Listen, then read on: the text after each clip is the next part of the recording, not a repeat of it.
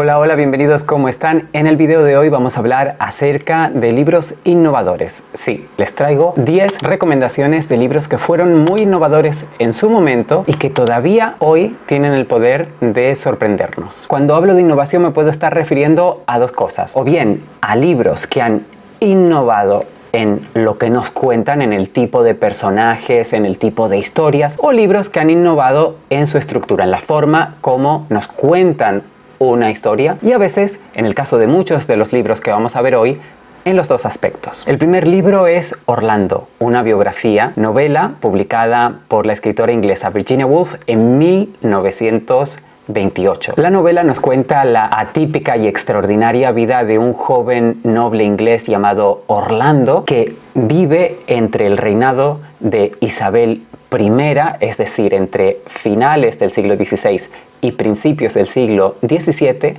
hasta 1928. Es decir, su vida dura unos 300 años. En estos 300 años, Orlando apenas envejece, pero a mitad de camino, de hecho, a mitad de la novela, sufre un cambio radical que lo cambiará todo y al mismo tiempo no cambiará nada fundamentalmente en él. Se trata de un cambio de sexo. Sí, a mitad de la novela, Orlando se convierte en mujer, no por ninguna operación. Nace, vuelve a nacer, se despierta un día con el cuerpo de una mujer. Él o ella, a partir de entonces, se sigue llamando Orlando y es fundamentalmente la misma persona, de la misma familia, con la misma historia. Pero al ser ahora mujer, sus derechos cambian, es decir, pierde gran parte de sus derechos y a partir de entonces y durante el resto de su vida, ya durante el siglo XVIII, el siglo XIX y principios del siglo XX, se tendrá que enfrentar a los prejuicios contra las mujeres. Algo que Virginia Woolf, como escritora, como mujer, conocía muy bien y de lo que escribió bastante en su obra, tanto de ficción como de no ficción. Orlando, que es una novela, está escrita en el estilo de una biografía. Incluso incluye notas a pie de página. Por supuesto, estas notas hacen referencia a textos que no existen, a textos ficticios, porque el propio Orlando nunca existió. Es todo un gran juego de Virginia Woolf en el que nosotros como lectores tenemos que participar. Por supuesto, nunca existió nadie que viviese durante 300 años, que apenas envejeciese y que más o menos a la mitad de su vida espontáneamente cambiase de sexo. Esto es solo una manera que encontró Virginia Woolf para parodiar precisamente los roles de género y también de alguna manera para denunciar el problema de los derechos de la mujer en los años 20 del siglo XX, hacia ahora más o menos un siglo. Pero no se lleven a engaño, Orlando no es ningún panfleto ni es una obra que busque hacernos pensar de una manera o de otra. Es una novela divertidísima, es un gran juego literario lleno de imaginación, lleno de aventuras, un viaje por diferentes países, por diferentes épocas en la historia de Inglaterra. El libro del desasosiego del poeta portugués Fernando Pessoa es un libro también muy atípico, no solo en la literatura en general, sino dentro de la obra de Pessoa. En realidad, el libro del desasosiego es una recopilación de diferentes textos que Pessoa dejó a su muerte sin publicar. Por lo tanto, el libro del desasosiego es una obra póstuma dentro de la carrera de Fernando Pessoa. Como ustedes saben, Fernando Pessoa escribía poemas bajo distintos heterónimos. No hay que confundir esto con seudónimos. Hay escritores que usan seudónimos, es decir, que escriben o publican, mejor dicho, obras utilizando diferentes nombres por cuestiones de diversa naturaleza. En el caso de Pessoa, no se trataba solo de publicar bajo diferentes nombres, sino de tener diferentes personalidades y estilos. Es decir, cada uno de los heterónimos que utilizó Pessoa era una persona, era un escritor con una biografía concreta, diferente al resto, con un estilo único también poético. Entonces Pessoa escribió poemas bajo diferentes heterónimos, poemas que podemos ver como si hubieran sido escritos por diferentes personas. La pregunta que se impone es ¿cuál de estos diferentes heterónimos habrá escrito el libro del desasosiego? Pues comúnmente se atribuye este libro al heterónimo Bernardo Suárez, alter ego, como digo, de Pessoa. Aquí tenemos en el libro diferentes entradas del diario de este heterónimo, de este tal Suárez, y también reflexiones de todo tipo. Por lo tanto, la naturaleza del libro del desasosiego es completamente fragmentada y fragmentaria. Es una obra introspectiva y las reflexiones van desde los aforismos más breves hasta reflexiones mucho más largas y más detalladas. Es un libro innovador también porque es difícil de enmarcar. No es poesía, tampoco es ficción, tampoco es ensayo. Es como si Pessoa hubiese escrito algo completamente nuevo, innovador, por tanto, un género en sí mismo. Un libro único en la historia de la literatura. La vida, instrucciones de uso, es el curioso y originalísimo título de la novela más famosa del escritor francés Georges Perec. En la Francia de los años 70 del siglo XX había un grupo de escritores conocido como el Oulipo, escritores experimentales que solían realizar juegos con la literatura. De repente se inventaban una serie de normas que a las personas de fuera del grupo les pueden parecer aleatorias y seguramente lo fuesen en su naturaleza, y se ceñían a ellas para escribir sus obras literarias. Bueno, uno de los ejemplos más famosos, quizá el ejemplo más famoso de una obra producida por un miembro de este grupo, sea precisamente La vida, modo de empleo. Es una novela muy original que está ambientada en un edificio de apartamentos de París.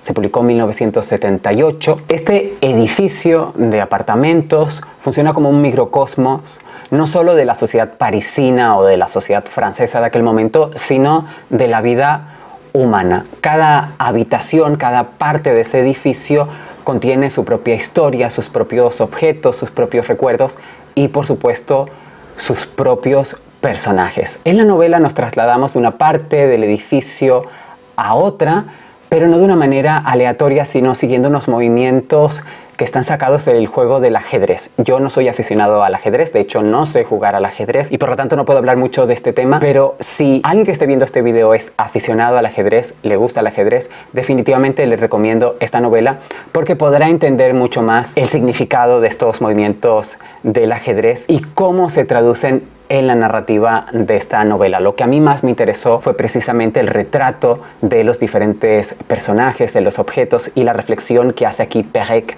acerca de la memoria mientras nos vamos moviendo de apartamento en apartamento, de cuarto en cuarto, de habitación en habitación, siguiendo todo el interior de este edificio parisino. La trilogía de Nueva York de Paul Auster es un libro que contiene 3 novelas breves del célebre escritor neoyorquino Paul Auster, bueno, nacido en New Jersey, pero que vivió durante muchísimos años, prácticamente toda su vida adulta en Brooklyn, en la ciudad de Nueva York. Paul Auster, tristemente desaparecido hace apenas algunas semanas, lo que me ha llevado a releer algunas de sus obras, incluida la trilogía de Nueva York, y por eso la tengo bastante en mente. Esta novela o este conjunto de 3 novelas es interesante por su innovación.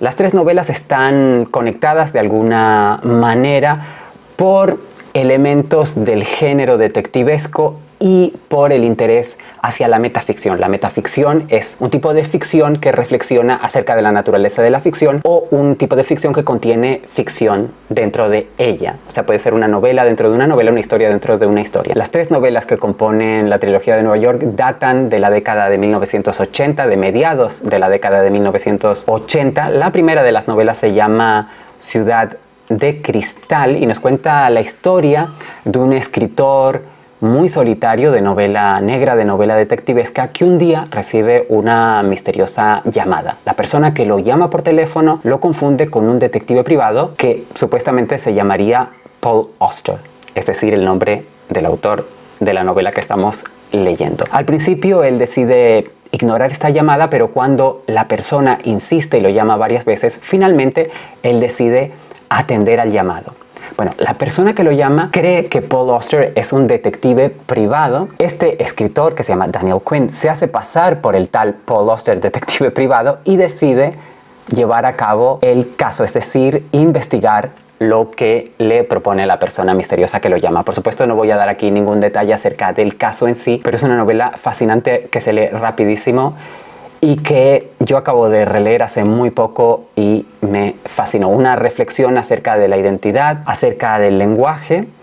Ustedes entenderán esto si leen la novela o si la han leído, sabrán perfectamente a lo que me refiero. También una novela sobre el aislamiento y la locura. El personaje de Daniel Quinn es una persona muy solitaria al principio de la novela. Quizá este caso sea que a él le toca investigarse una excusa para acercarse más al resto de la gente, para poder tener una cierta conexión social, incluso física con otras personas.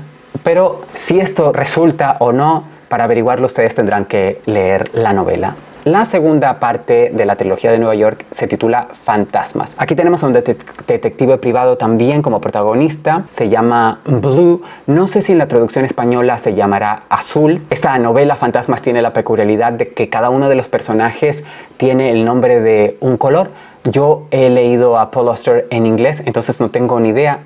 Me imagino que habrán traducido los nombres, los colores al castellano, pero no lo sé. Bueno, el protagonista se llama Blue o Azul, es un detective privado y a él lo contrata un misterioso hombre que se llama White o Blanco para que siga a un tercero que se llama Black o Negro, no sé. La tercera parte de la trilogía se titula La habitación cerrada y es la historia también de un escritor, en este caso un escritor que no tiene nombre, de juventud o de infancia, mejor dicho, desaparece de la noche a la mañana y su esposa se pone en contacto con el protagonista de la novela para que éste edite y publique poco a poco la obra que su marido dejó tras de sí al desaparecer. El misterio evidentemente es qué se hizo este escritor y si en algún momento aparecerá o no, precisamente ahora que su obra está siendo publicada y que de hecho tiene, por lo visto, bastante éxito editorial. La trilogía de Nueva York es una de las obras maestras de lo que se conoce como la literatura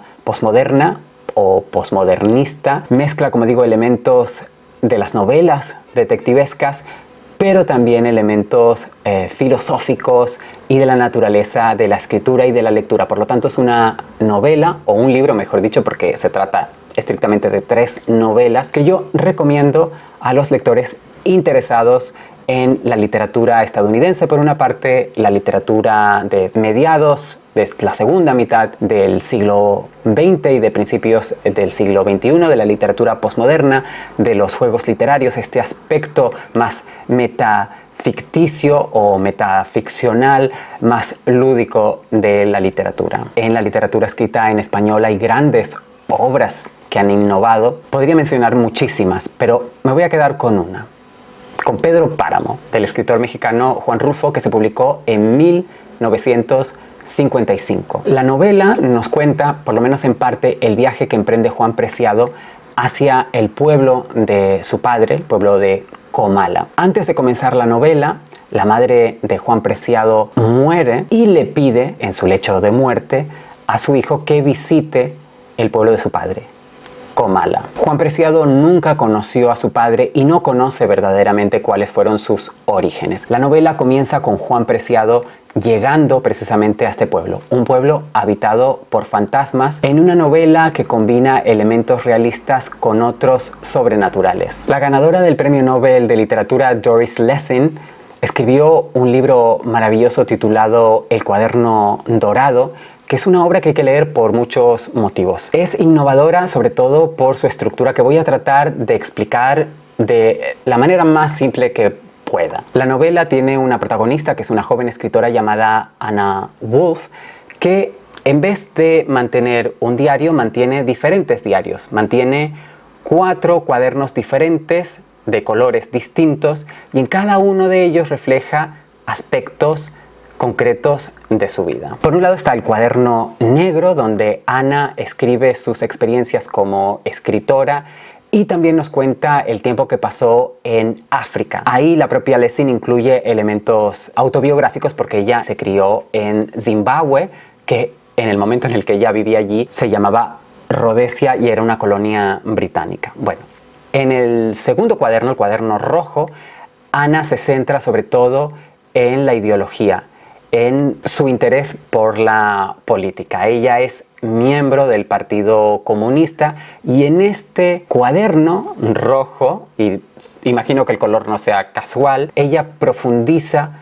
en los conflictos ideológicos internos por los que pasa, sobre todo en relación al Partido Comunista del cual es miembro, pero también en general acerca de la política. En el cuaderno amarillo, Ana hace algo interesante, que es utilizar a un alter ego llamado Ela, y allí nos habla precisamente de su vida romántica, erótica, amorosa, como ustedes quieran. Y es una especie de historia dentro de la historia, narrativa dentro de la narrativa. El cuaderno azul ya sería un diario más al uso, más como lo que cualquier persona entiende como diario. Allí es donde Ana escribe sus pensamientos y sus experiencias en el día a día. Y es gracias a este cuaderno que podemos adentrarnos en los diferentes estados mentales y en la vida más personal de la propia Ana. Finalmente está el cuaderno dorado, que es lo que nosotros estamos leyendo. En el cuaderno dorado están incluidos los 4 otros cuadernos de diferentes colores y digamos que es la culminación de todos ellos. Es el intento que hace Ana de unificar los diferentes fragmentos, los diferentes aspectos de su vida, de su identidad, de su personalidad, que ha reflejado en los diferentes cuadernos por separado. Aquí, en el cuaderno dorado, ella intenta unificar todo esto e intenta buscar cómo sea una coherencia y un significado total. Yo recomiendo el cuaderno dorado no solo por esta innovación en la estructura, en cómo está escrito, en cómo está estructurado el texto, sino también para personas interesadas en la historia del feminismo, sobre todo en el feminismo de segunda ola. Este es un libro que se publicó en los años 60 del siglo XX. Por lo tanto, Ana, personaje feminista, sería una feminista de segunda ola, si no estoy equivocado. Y además también para personas a las que les pueda interesar la historia de la política durante la Guerra Fría, en este caso desde un punto de vista minoritario, de izquierda, del comunismo, dentro de una sociedad capitalista como era y occidental como era la del Reino Unido en aquel momento, bueno, y sigue siendo de hecho, pero también es una novela que se adentra en aspectos más personales, amorosos, incluso y de amistad de la vida de Anna Wolf, que es un gran personaje, una gran protagonista literaria. De nuevo, si lo que les interesa es reflexionar acerca de la naturaleza de la ficción, si les interesó la metaficción, por ejemplo, de la trilogía de Nueva York, les va a interesar también el siguiente libro. Se trata de la novela Si una noche de invierno un viajero, de Italo Calvino, este gran escritor italiano, uno de mis favoritos. Novela publicada en el año 79 del siglo pasado, una novela también posmoderna, obra maestra para muchos críticos y lectores, que tiene una estructura sumamente original. La novela combina capítulos en los que un lector está intentando leer una novela que se titula Si una noche de invierno un viajero, con otros capítulos que se supone que forman parte de esa novela. Lo que ocurre es que cuando leemos el primer capítulo de Si una noche de invierno un viajero, es decir, la novela dentro de la novela, cuando queremos pasar o cuando el lector quiere pasar al segundo capítulo, se da cuenta rápidamente de que se trata del primer capítulo de otra novela y así sucesivamente. Es decir, lo que tenemos es una serie de 10 primeros capítulos de diferentes novelas. Esta estructura única nos hace reflexionar como lectores acerca del papel de la narración, de nuestras expectativas como lectores cuando comenzamos una novela, y en ella Italo Calvino precisamente logra subvertir las expectativas que tienen los lectores en general al leer novelas, al leer obras de ficción. Y una cosa interesantísima que logra también es involucrarnos a nosotros como personajes dentro de la obra. Es decir, el verdadero protagonista de este libro no es el lector que aparece en las páginas, en el primer capítulo, por ejemplo, que abre la novela, sino es el lector de la novela. Es decir, que cuando tú lees Si una noche de invierno un viajero, tú eres el protagonista. Y cuando la leo yo soy el protagonista. Es decir, el protagonista es el lector de la novela en el momento en el que se está leyendo. Como ven, en casi todos estos libros es tan importante, o a veces más importante, cómo se nos cuenta la historia, cómo está estructurado el libro, que la historia, que la narrativa que nos cuenta el libro en sí. En mi siguiente recomendación yo creo que estos dos elementos son igualmente importantes. Se trata de Los detectives salvajes, que para mí es la mejor novela del gran escritor chileno Roberto Bolaño. Una novela que yo destaco por su estructura única, está dividida en 3 partes. La primera es el diario de un joven aspirante a poeta llamado Juan García Madero. Nos encontramos en el México de mediados de los años 70. Este joven tiene 17 años y nos escribe un diario donde nos cuenta sus vidas, sus aventuras, sus desventuras y sobre todo su encuentro con 2 poetas jóvenes también, aunque mayores que él, que ya comienzan a ser conocidos en México. Se trata de Arturo Belano y Ulises Lima. La segunda parte es una serie de testimonios en primera persona recopilados durante 30 años, es decir, entre mediados de los años 70 y mediados de los años 90 del siglo XX, acerca de la amistad de estos 2 poetas mexicanos y de su posible paradero. En esta parte, segunda parte de la novela, ya viajamos por diferentes países, por diferentes ciudades, porque los testimonios nos llegan desde muchísimos lugares diferentes en la propia voz de diferentes personajes que en algún momento pudieron tener contacto con estos 2 poetas. Se trata, por lo tanto, de testimonios en primera persona. Ya en la tercera parte de la novela volvemos al diario de Juan García Madero, un año después del primer diario, donde él nos sigue contando su vida en la Ciudad de México. En la tercera parte, Bolaño retoma la estructura de diario. Volvemos a las entradas del diario personal de Juan García Madero, en este caso un año después, en 1976, y emprendemos un viaje fuera de la Ciudad de México hacia el norte del país, concretamente al desierto de Sonora. La broma infinita de David Foster Wallace ha de ser una de las novelas más extensas escritas en inglés. Es una novela muy enrevesada, muy complicada, combina una narrativa compleja con notas al pie de página, extensísimas notas. Las notas son parte de la novela, hay que leerlas. La novela se publicó en 1996, se ha convertido en un clásico de culto, explora temas de adicción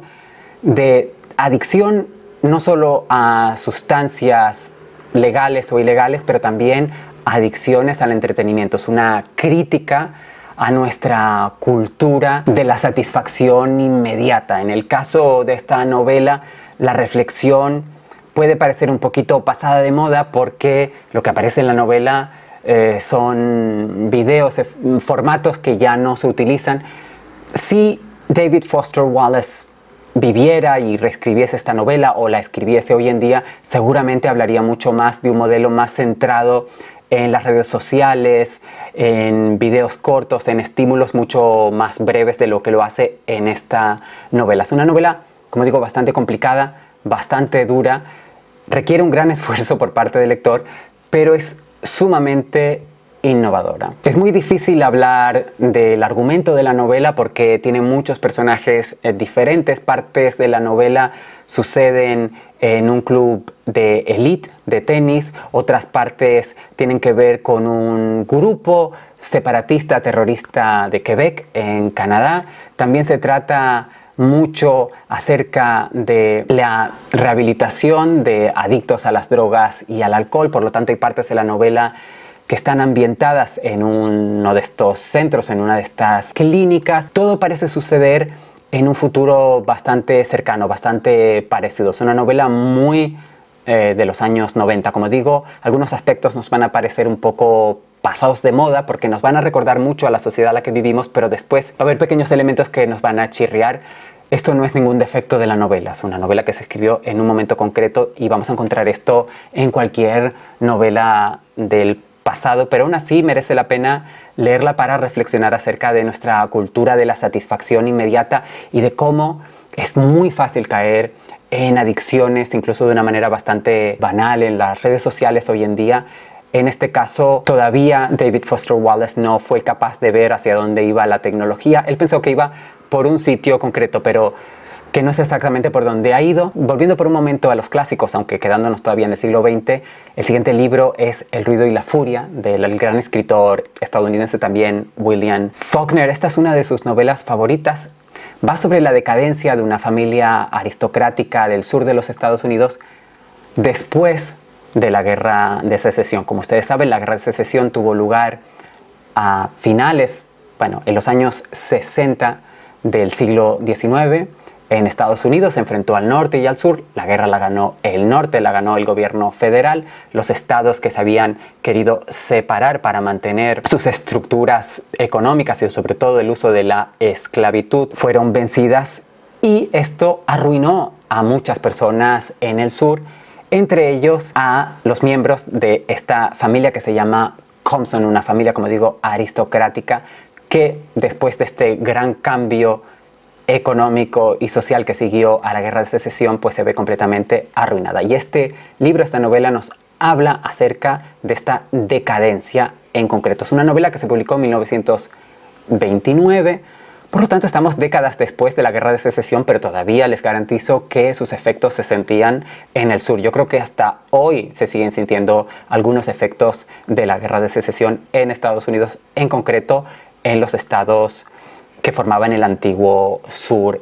esclavista. Lo interesante de esta novela, o lo innovador de esta novela, es que cada una de sus partes, y está dividida en 4 secciones diferentes, está narrada desde el punto de vista único, personal y muy distinto de uno de los miembros de la familia, o sea, de 4 miembros de la familia. La primera parte es la más difícil porque está narrada desde el punto de vista de uno de los hijos de la familia, de Benji Compson, que es una persona que tiene, no sé muy bien cómo decirlo, porque en la época en la que se publicó la novela los términos eran otros y hoy en día seguramente los consideraríamos ofensivos, ¿no es cierto? Pero es una persona que tiene una discapacidad intelectual o cognitiva, para decirlo rápidamente. Entonces, como la novela utiliza su flujo de conciencia, es decir, intenta reflejar sus pensamientos, y es una persona que no piensa de una manera lógica, coherente, que se confunde, que percibe todo de una manera bastante infantil, a pesar de que se trata de un adulto,